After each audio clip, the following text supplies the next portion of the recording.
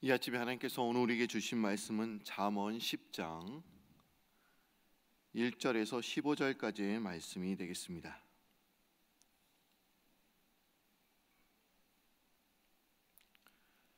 잠언 10장 1절에서 15절까지의 말씀입니다.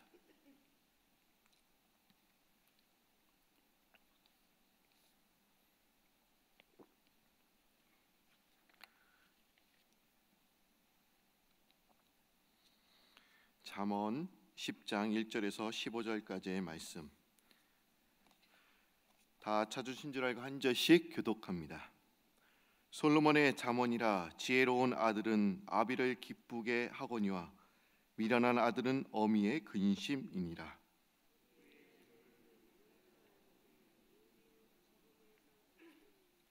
여호와께서 의인의 영혼은 줄이지 않게 하시나 악인의 소욕은 물리치시느니라.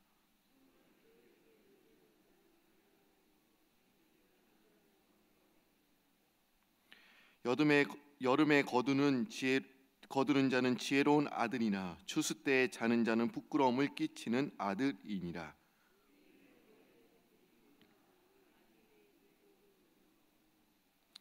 의인을 기념할 때에는 칭찬하거니와 악인의 이름은 썩게 되느니라.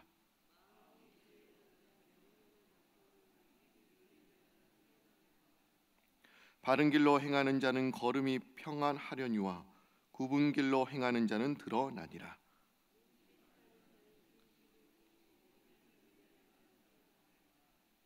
의인의 입은 생명의 샘이라도 악인의 입은 독을 머금었느니라.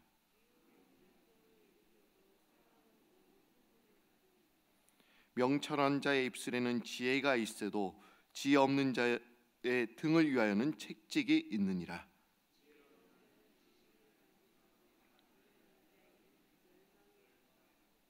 예, 15절 한 목소리 있습니다. 부자의 재물은 그의 견고한 성이요 가난한 자의 궁핍은 그의 멸망이니라. 아멘. 여러분 잘 주무시고 나오셨습니까? 예, 우리가 사순절에 또 이렇게 힘들지만 여러분들 또 이 자리에서 주님과 함께 또 고난에 동참하고 또 주님을 묵상하고 또 십자가를 더욱더 생각하면서 또 기도하며 말씀을 나누게 되는 게 얼마나 기쁜지 모릅니다.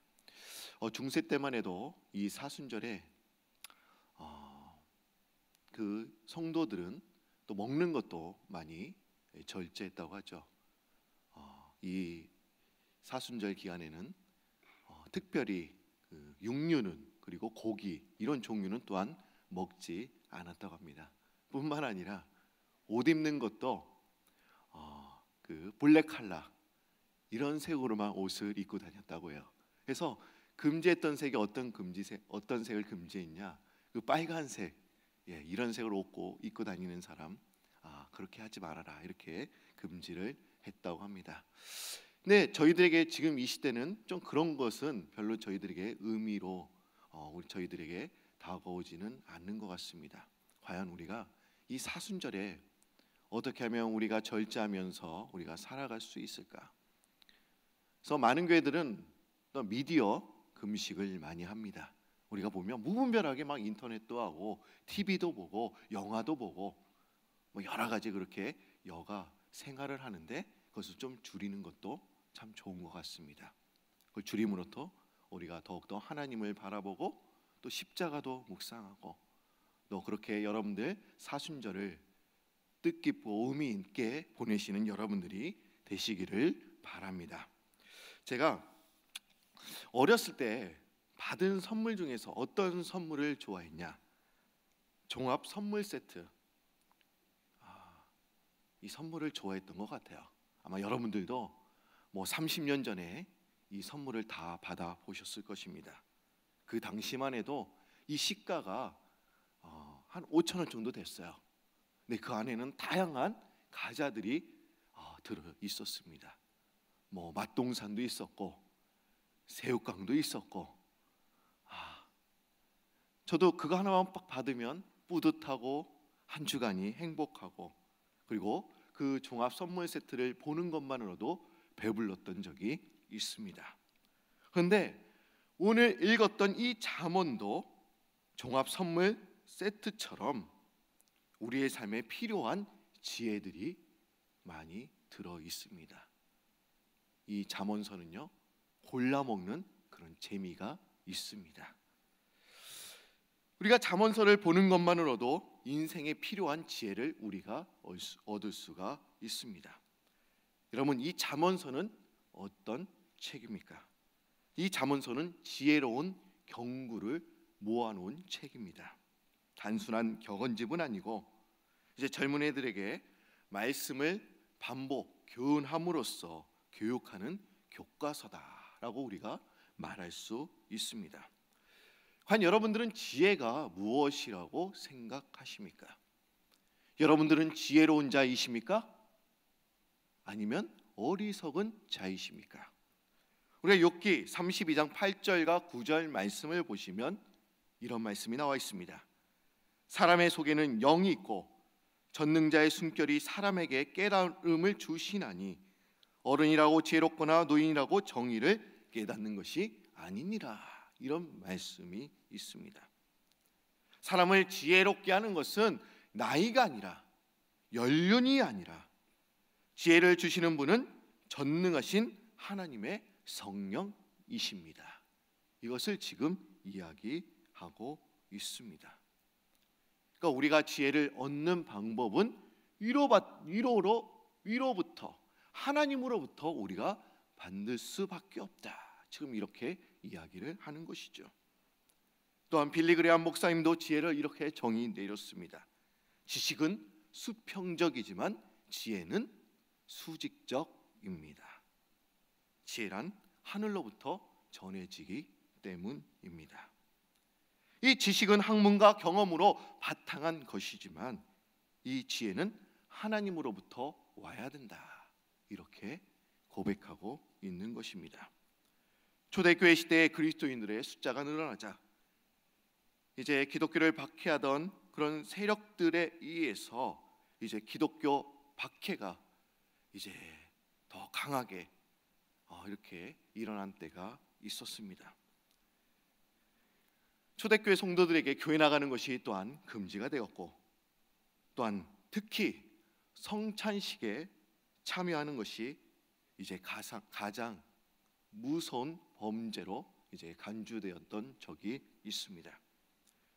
특별히 믿지 않는 사람들은 이 성찬식을 보면서 예수 믿는 사람들은 다 피를 좋아한다. 그리고 피를 기념한다는 이상한 소문이 돌기 시작했습니다. 그래서 기독교를 박해하던 사람들에게 큰 오해를 불러 일으키기도 했습니다. 어느 날 한 소녀가 이제 성찬식에 참여하기 위해서 길을 가다가 로마 군인을 만나게 되었습니다. 군인은 소녀를 잡자마자 너 어디가? 이 밤 늦은 시간에 어디 가냐? 이렇게 다그칩니다. 이때 소녀는 마음에 선의의 거짓말을 하고 싶은 그런 충동도 있었지만 그래도 하나님 앞에서 선의의 거짓말은 할 수 없고, 그리고 그런 마음 때문에 잠시 기도를 했습니다. 마음속으로 이제 기도를 한 것이죠. 하나님, 어떻게 대답하면 좋을까요? 내가 이 로마 군인에게 어떻게 대답할까요? 이때 하나님께서는 이 소녀에게 지혜를 주셔서 이 소녀는 이렇게 대답을 합니다. 얼마 전에 저희 큰 오빠가 돌아가셨어요. 그래서 오늘 저녁 가족들이 다 모여서 큰 오빠의 유언장을 읽기로 했어요. 오늘은 큰 오빠를 기념하는 그런 날이에요. 이 말을 들은 군인은 어떻습니까? 그냥 놔주었습니다. 그래, 오빠가 죽었구나. 그래, 그러면서 놓아 주었습니다. 근데 이 소녀는 어떻습니까? 진짜 사실을 말한 것입니다. 우리가 하나님께 기도할 때 아버지라고 하니까 이 소년도 어떻게 됩니까? 예수님의 촌수를 따져보니까 오빠가 된 거예요. 그리고 가장 큰 오빠가 된 것입니다. 그리고 그런 큰 오빠가 돌아가셨고 큰 오빠의 유언장인 성경 말씀을 낭독하는 날 맞습니다. 이 소녀는 진실을 이야기한 것입니다. 그리고 큰 오빠의 죽음을 또 기억하면서 또 이 유언장을 읽게 된 것이죠. 여러분, 힘든 고난과 빠져나가기 어려운 상황 속에서도 당당하게 사실을 말할 수 있었던 것은 하나님께서 이 소녀에게 지혜를 주셨기 때문에 이 소녀는 진실을 말할 수가 있었던 것입니다. 그러게 여러분, 우리는 지혜를 하늘로부터, 하나님으로부터 우리가 받아야 됩니다. 우리가 지식이란 우리가 여러 가지 공부를 통해서, 책을 읽음으로써, 여러 가지 경험을 통해서 우리가 계속 얻을 수는 있습니다. 그러나 지혜는 그렇게 얻는 것이 아닙니다. 하나님께서 우리에게 주셔야만 우리가 그 하나님의 지혜를 얻을 수 있는 것입니다. 오늘도 우리가 왜 이 자리에 나왔습니까? 큰 오빠 대신 그 오빠의 죽음을 또한 우리가 기억하고 또 이 말씀 유언장을 읽기 위해서 나온 거 아닙니까? 우리가 이 소년처럼 그런 지혜가 우리 삶 가운데 매일매일 있어야 될 줄로 믿습니다. 그럼 여러분, 지혜란 무엇입니까? 잠언 9장 10절 말씀을 보니까 여호와를 경외하는 것이 지혜의 근본이요 거룩하신 자를 아는 것이 명철이리나라고 이렇게 기록되어 있습니다.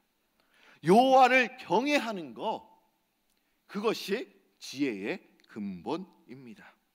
그러니까 지혜란 우리가 하나님과의 그런 관계 속에서 우리가 얻는 것입니다.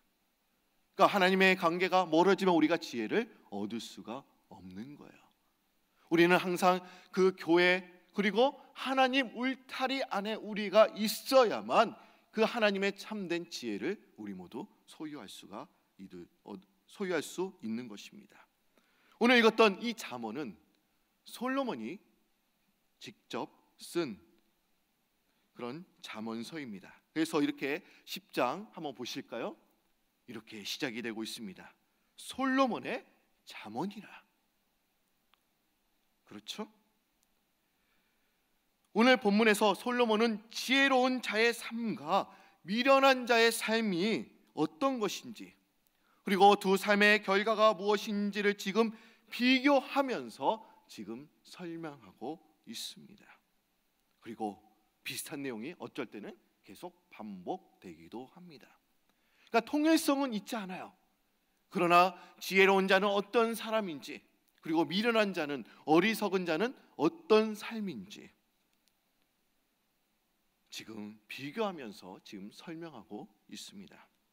그러면 우리는 과연 그 사람이 지혜로운 사람인지, 그리고 미련한 사람인지, 아니면 의로운 사람인지, 아니면 그렇지 않은지, 하나님과 동행하는 사람인지, 하나님과 동행하지 세상적인 그런 세속적인 사람인지, 우리가 어떻게 그 사람을 어떻게 우리가 알 수 있습니까?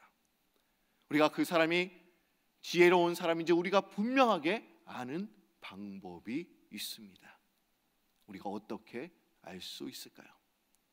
그것은 우리가 그 사람의 언어를 통해서, 그리고 언어 생활을 통해서 우리가 알 수 있다는 것을 오늘 본문에서 이야기를 하고 있습니다. 오늘 한번 11절 말씀 한번 여러분들이 읽어주실까요? 11절 말씀입니다. 시작.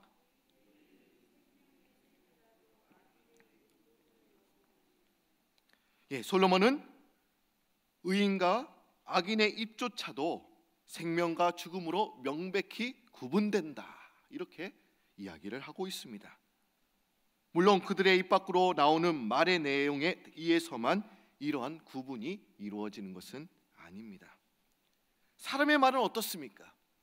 기본적으로 그 마음에서 다 나옵니다.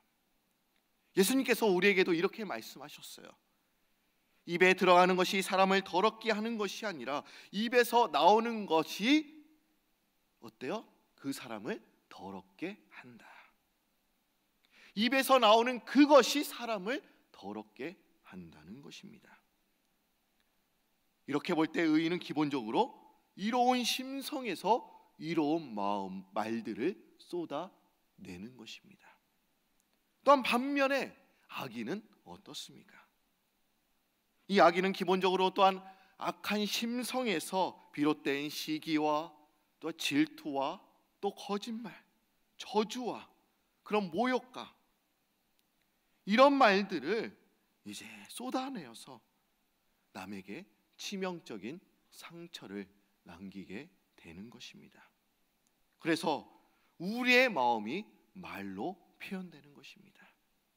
야고보서 3장 12절에 보니까 이 야고보서 3장은 혀에 대해서, 말에 대해서 이제 이야기를 하고 있습니다. 근데 12절 말씀 보시면 내 형제들아 어찌 무화과 나무가 감람 열매를 포도나무가 무화과를 맺겠느냐, 이와 같이 짠물이 단물을 내지 못한다. 이렇게 야고보 사도는 이야기를 하고 있습니다. 짠물이 단물을 내지 못한다. 지금 이렇게 이야기를 하고 있어요. 과연 이 말의 의미가 과연 무엇을 의미하는 것입니까?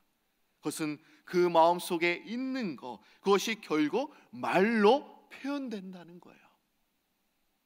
그러니까 마음속에 있는 것들이 다 말로 표현돼서 우리가 말하게 된다는 것을 이야기하고 있습니다. 그러기에 우리의 마음이 얼마나 중요한지 모릅니다. 말은 우리의 마음을 보여주는 것과 같습니다. 그래서 말과 마음은 어때요? 하나예요. 그리고 그 말과 마음이 한 사람, 인격, 그 사람을 나타내는 것입니다. 그래서 삐뚤어진 말을 하는 사람은 어떤 사람입니까? 삐뚤어진 사람입니다. 쌍스러운 말을 하는 사람은 어떤 사람이에요? 그 사람은 쌍스러운 사람입니다. 숨어서 빈정거리면서 이야기하는 사람, 그런 사람은 어떤 사람입니까? 그 사람은 비겁한 사람입니다. 또 말에 가시와 올무를 숨겨놓고 말로 사람을 죽이는 사람, 이런 사람은 성경에서 악한 사람이다, 이렇게 말할 수 있을 것입니다. 그러므로 우리는 말을 바르고 또 아름답게 선한 말을 우리가 사용해야 될 줄로 믿습니다. 말은 마음에서 다 나오는 거예요. 그 사람의 마음에서 품었던 것, 그것이 말로 다 표출되는 것입니다. 그리고 말과 마음은 하나입니다. 그리고 그 말하는 것이 그 사람의 그 인격을 말하고 있는 것입니다. 여러분, 우리가 변화되기를 원한다고 한다면 우리의 언어가 달라져야 합니다. 여러분들이 사용하는 말이 달라져야 합니다. 그래도 우리가 교회 나올 때는 좀 말이 달라지지 않습니다. 그렇죠? 근데 뭔가 집에 가서 우리가 사업장에서 일하다 보면 말이 달라질 때가 있어요. 그렇죠? 저도 마찬가지입니다. 저도 이상하게 교회 오면 그래도 얌전해, 그런 좋은 말을 하는데 집에 가면 어쩔 때는 막 그 속마음이 다 나올 때가 있어요. 그러니까 여러분들, 우리가 마음을 바로 잡아야 됩니다. 그런데 문제는 언어만 달라진다고 문제가 해결되냐, 그것만도 아닙니다. 내 속에 들어있는 것들이 다 표현돼서 나오는 게 말이기에 우리가 내 속에 있는 상처나 쓴뿌리에 이제 사탄이 또 그 내 마음에 집을 짓기 때문에 내 마음의 변화가 일어나야지 우리가 바른 언어를 또한 우리가 사용할 수 있는 것입니다. 과연 그럼 우리는 입에서 어떤 말들을 쏟아내고 있습니까? 칭찬과 위로를 주고 때로는 이로운 길로 인도하는 그런 경책의 말들로 우리가 교훈하면서 또한 마음의 기쁨과 평안을 주는 그런 유익한 말들을 우리가 쏟아내고 있습니까? 한번 우리 자신의 언어를 살펴볼 필요가 있습니다. 오늘 이 잠언서에 이 솔로몬은 지혜로운 자는 어떤 사람이냐, 말을 어떻게 사용하냐에 따라서 그 사람이 지혜로운 사람인지 미련한 사람인지 이야기를 하고 있는 것이죠. 그럼 14절 말씀도 한번 여러분들이 읽어주시기를 바랍니다. 14절 말씀입니다. 시작.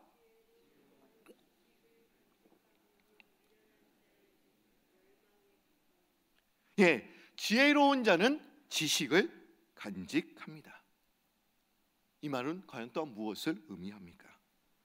지혜로운 자는 자신의 지혜를 아무렇 때나 경솔하게 내뱉지 않습니다. 감추어 두고 있다가 적당한 때에 그 말을 내놓게 된다는 것입니다. 지혜로운 사람은 어떻습니까? 입이 무겁습니다. 그래서 아는 것이 많아도 그것을 다 내놓고 말하지 않습니다. 보고 듣고 아는 것이라고 해서 다 말하지 않는다는 것이지요. 사실이어도 꼭 필요한 말, 그리고 해야 할 말이 있고 그렇지 않은 말이 있다는 것을 우리가 알 수 있습니다. 그래서 우리는 지금 그 말을 해야 되냐 안 해야 되냐 그렇게 분별할 줄 아는 지혜가 우리에게 필요한 것입니다. 그러나 미련한 사람은 또한 어떻습니까? 미련한 사람은 입이 가벼워서 보고 듣고 알게 된 거 어때요? 즉시 이야기해버립니다. 가만히 있지를 못합니다. 누군가에게 빨리 얘기해야지 속 시원해요. 그리고 또한 어떻습니까? 뒤돌아서서 후회를 하게 됩니다. 또한 그것을 만회하려고 또 엉뚱한 말을 또한 하게 됩니다. 그러면서 사실을 가장하거나 또 거짓말을 막 여러 가지 보태게 되는 것입니다. 그러면서 이상한 말이 이제 소문나기 시작하는 것이죠. 그것은 스스로 망할 길을 자초하는 것입니다. 그래서 우리의 입, 우리가 꼭 필요한 때, 적당한 때 사용할 줄 아는 그런 지혜가 우리에게 필요한 줄 믿습니다. 베드로전서 4장 11절에 보니까 베드로 사도는 또한 이렇게 이야기를 합니다. 만일 누가 말하려면 하나님의 말씀을 하는 것 같이 해라. 그렇게 은혜로운 말씀을 우리가 매일매일 쏟아내야 된다. 이렇게 이야기를 하고 있습니다. 그러니까 제가 오늘은 말을 좀 적게 하려고 해요. 설교 빨리 끝내겠습니다. 여러분, 우리는 은혜로운 말을 해야 합니다. 우리의 말과 우리의 마음은 뭐예요? 하나라는 거예요. 제가 하나 더 있습니다. 근데 제가 딱 보니까 6시예요. 이 말 해놓고 길게 하면 실천하지 않는 것 같습니다. 그래서 제가 마칩니다. 여러분, 오늘 여러분들이 지혜로운 사람, 그런 사람이 되시기를 바랍니다. 여러분, 과연 지혜가 무엇입니까? 여호와를 경외하는 것입니다. 그리고 어떤 사람이 지혜로운 사람입니까? 그 언어에 따라서, 그 입의 말에 따라서 지혜로운 사람인지 미련한 사람인지 우리가 알 수 있습니다. 여기서 오늘 잠언 10장 1절에서 15절까지의 말씀을 우리가 읽었습니다. 지혜로운 자, 미련한 자 계속 대조적으로 얘기하고 있어요. 그러나 제가 한 부분 말에 대해서만 지금 이야기를 하고 있습니다. 그것뿐만 아닙니다. 우리의 삶 가운데 하는 행동에 따라서 그 사람이 지혜로운 사람인지 미련한 사람인지 우리가 알 수 있다는 것이죠. 제가 못하는 것은 여러분들이 집에 가셔서 또 이 오늘의 양식을 묵상하시면서 과연 내 자신은 지혜로운 사람인지 어리석은 사람인지 여기를 여러분 자신이 판단하시기를 바랍니다. 누군가가 판단하지 마세요. 자기 자신이 판단하시면서 또 오늘도 하나님을 경외하며 하나님 나에게 지혜를 허락해 주세요. 그런 마음으로 기도하시는 여러분들이 되시기를 바랍니다.